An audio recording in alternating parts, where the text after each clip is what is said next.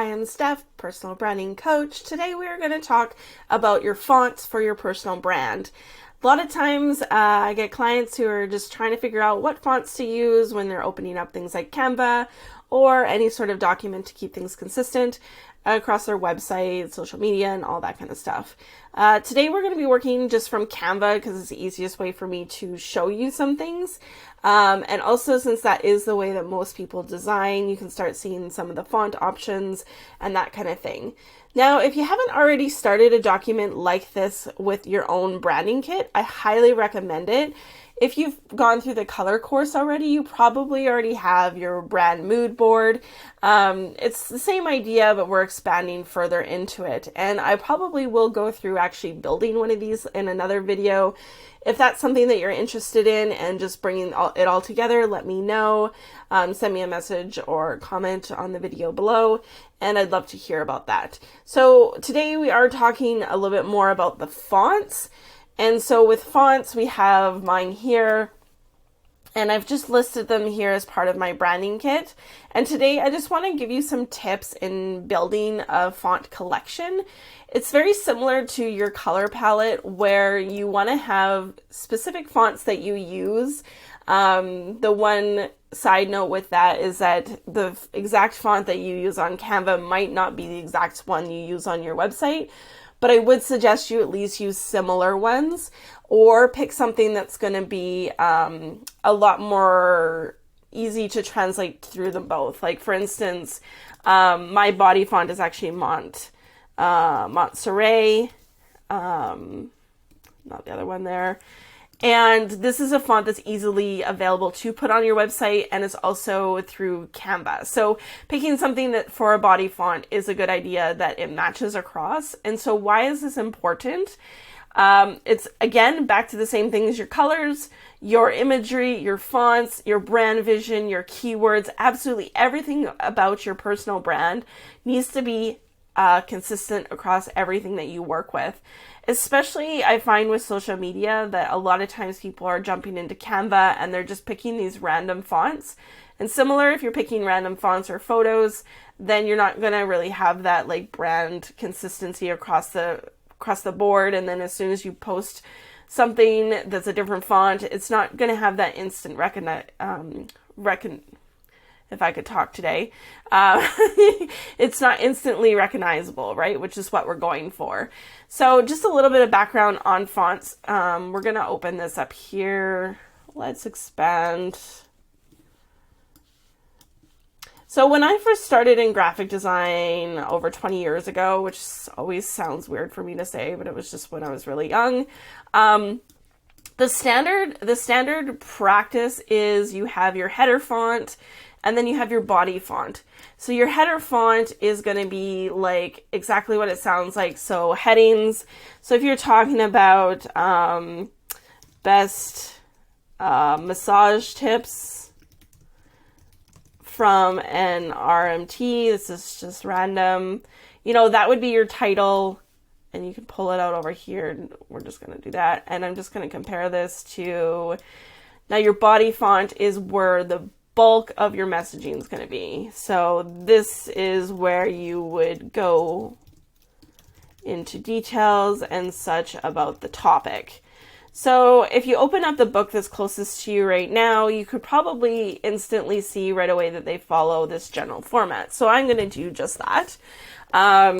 So I'm opening up the book. I'm on a bit smaller screen here, but I'm opening up just near the book that's closest to me. It's Building a Story Brand. And in it, I can see right away there is, you know, the title font, and then there's their main body font. There is an extra one in there, but I'll talk about that in a second. But in general, they have a main body font that's got all your content, and then titles to separate the two. Now, when you do this, originally, if you're doing something like, say, in print work, you would want something that is called a serif. A serif is a font that has the little feet on it. So literally a font like PT serif. This is basically in print format. It's much easier to read because our eye likes to follow the little feet. for large amounts of copy. So if you open up the book that's closest to you, there's probably a really good chance, especially if it's like a novel or nonfiction or something, that you're going to see a serif font. And basically serif refers to the little feet on the font there. So you can see here on the T, there's little feet at the bottom. Even on the H, there's little feet on the bottom and a little thing at the top. So we refer to this as a serif font. Now, when we moved into the internet world, people brought the serif font into their main body fonts as well, and it just wasn't as friendly as it could have been, and it's not as readable on a screen. And so we kind of moved into using a sans serif font on your website and your social media and all that kind of stuff, where it is a little bit softer. You don't have the feet anymore. You can see that they start to be a little bit more rounded. So if we start searching through some of these fonts like Code Pro, these are all like, even if you type in the side here sans serif, it literally translates to like, well, not literally, but roughly it's kind of like without the little feet. You can see here that all the fonts are like soft edges, they're smooth, and they just flow, right? That's starting to get a little bit more styled. That one I would argue actually is a serif, but you can see here that they're just a little bit softer, right? As opposed to the serif, you know, you're getting more that it looks like a typewriter. So that's where that originally came from. So that's the difference. But moving forward, you probably see more often on websites. You will see more of the rounder look, just because it's a little easier to gaze across on a screen. That being said, for your body copy, you could use either or. You could use a sans serif or you could use a serif.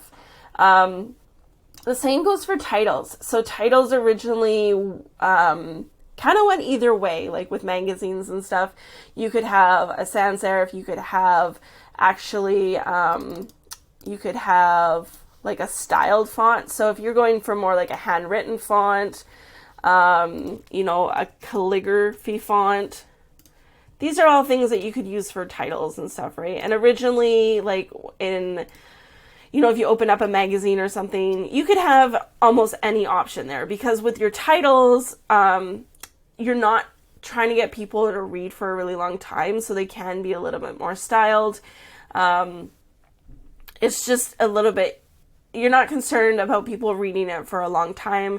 Usually it's a little bit more of an attention grabber, especially on social media and your website right now. These are the things that you want to really grab somebody's attention. And this is where I would say, this is where your brand comes through, right? Like your title fonts are going to be, okay, what kind of vibe do I want to give off in my brand, right? So if you are going for a handwritten font, if it's, you know, if it's something like this says like casual, but then you could also go into something more elegant, right? You know, that like very elegantly written hand fonts, those kind of things, right? So it's really kind of giving you a different vibe. And the reason why I want to bring this up is that your body font needs to be really, really easy to read, but your title font, obviously you still want it to be, you still want to be able to read it easily, but this is where some of your flavor really comes in. And we in this platform, we talk a lot about personal brand and having these title fonts, and I'm going to show you what title fonts are placements, but this is where you want to really like bring in some of that flavor into that personal brand. So your title fonts are going to have a little bit of that extra, right? And so pretty much in basic graphic design and typography history, and what still works today is having two fonts. And that's your body font, and which is this one, and your title font. Now, I would argue just with social media and your website and all that kind of stuff, and even when you are looking at more modern books, you will find that there will be kind of an extra third font, right? And so I like to call that like my style or my emphasis font. This font is the one that I use for like just bringing a little attention to something. So, you know, if we're over here on a mood board, this is just my styling font. Or if we go over here and we pop into, let's check out some of my recent posts here, right? So here you can see here we have title font, we have body font, and then I've used a little bit of a style here, the available now. This just brings some attention. It's usually something that I use as like an emphasis, or like just something a little extra, something that somebody's not really needing to read per se, as much as just a little something something. And so I like to include a third font as my little something something. Now moving into font sizing is just as important as the fonts themselves. So we want to stay fairly consistent in our styling, especially with things like your website. Again, in things like books and magazines and all those kind of things, you usually would typically see like maybe your header fonts or title fonts being one specific size. You might see a slightly smaller rendition of that for like sub fonts or something, and then you would have the body font, and that's it. So technically, every time you change the size of your font, you're creating a new font style. And if you have 10, 15 font styles, that's going to confuse people just as much as different fonts, right?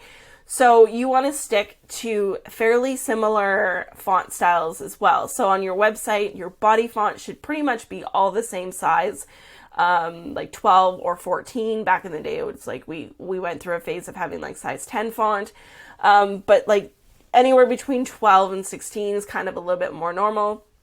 And the same with your social media. The body font's usually a little bit bigger just because we're doing bigger graphics, like over here. We're probably going to be doing a little bit bigger stuff, right? Because when you're viewing it on a small screen, you want it a little bit bigger. So in general, you want to have set font sizes as well. So, your big headers and so on, so that when you're scrolling through somebody's social media or on your website, things stay fairly consistent. Now, I want to give you a little bit of artistic freedom with that, because I think on your social media that can give a little bit. In general, if you're doing things like, if we go over to profile here, so like, these ones here, like the stop doing this if you want soulmate clients, 7 steps to a soulmate client, it's time to be. These are generally the same size, but I have moved them up and down a little bit to work with the design. So this is where I think that with social media, you get a little bit more artistic freedom because you want it to fit the design. But that being said, as you scroll through, this is the body font's all the same here. It's all the same in the document itself. So even with that, from post to post, if there's a little bit of variation, that's okay. This I'm bringing to just attention to, but you can see even as I'm scrolling through here, we're bringing back to that point that it's important to stay with the same fonts, right? On social media, I would say it's okay to change the sizes a little bit more to fit what you're trying to do. But in general, try and stick to some of the same size, especially if your posts are going to look similar. So, this post here, same size as this post here. Okay, cut myself off there. But yeah, so you can see here that the font consistency is there and the sizing and all that kind of stuff. But there is, again, a little bit more artistic freedom in changing the size of your font just from post to post. But in the post itself, you want to keep things pretty consistent. And that being said, again, you want to keep things fairly on size. If you can, what I usually do is I stick with the size. And then if I really need to adjust something for style-wise, like say I have a little bit extra text that I normally would on my beginning slide, I might make it a little bit smaller just so it's not hugely in people's face. But when you're starting, stick with the same size, especially for your body font, and keeping it consistent throughout your posts. And if you're doing any sort of print material, any sort of marketing, a magazine, even your website, keep things to consistent sizing, because every time you change the size, the size of a font, that becomes a new font style. So rule of thumb, keep things under 5 font styles if possible. You just don't want to go nuts.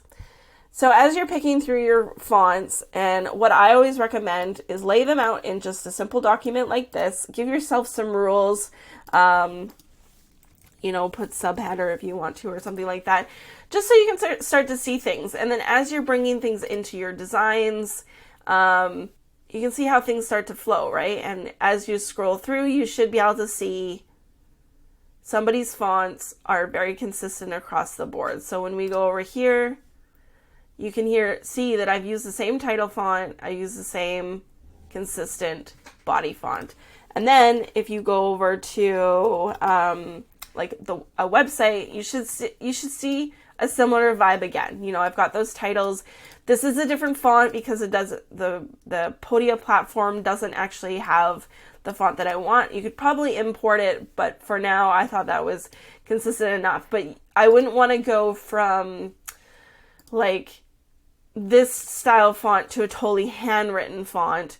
That would jar the experience too much, right? And so then even here we have a nice soft sans serif again, and just keeping across the board that similar feel. So as you're picking your fonts, the whole thing here, it's coming back to this brand board.